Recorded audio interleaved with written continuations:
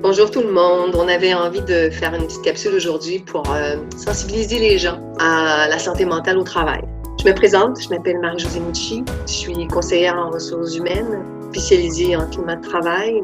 Puis pour moi, une équipe qui est en santé mentale, c'est une équipe qui est performante. Donc oui, Albertine Girard, moi je suis coach professionnelle et je suis aussi consultante en management stratégique. Avec cette deuxième vague, en sachant que 50% des Québécois disent vivre une détresse, qu'est-ce qu'on peut faire? Comment on peut les aider?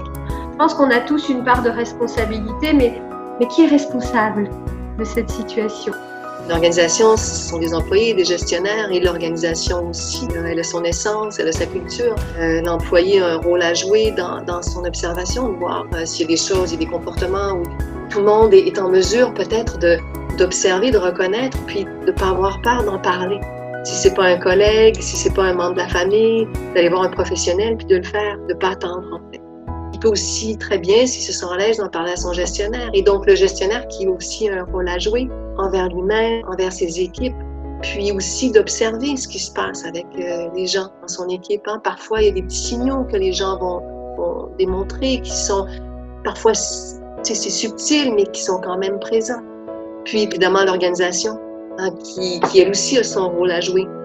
Son rôle à jouer dans sa mission, dans sa vision, et de voir aussi où elle met la santé mentale dans tout son quotidien, puis quelle place elle y accorde aussi. Est-ce qu'il y a une recette qui existe, puis on l'applique à tous? Non, il n'y en a pas de recette type.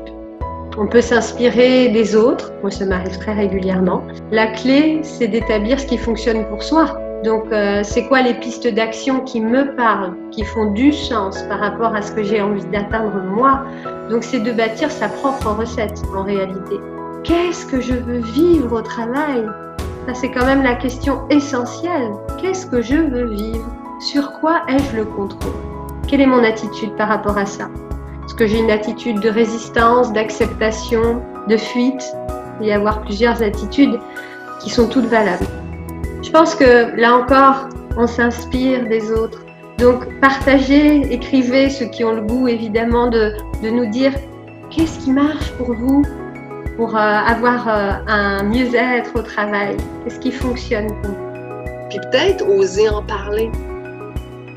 Puis c'est comme ça peut-être qu'on va y arriver. Partagez, comme Albertine l'a dit, ça va nous faire grand plaisir de vous lire, puis vous écrire. Merci beaucoup. Merci à toi, Marie-Josée.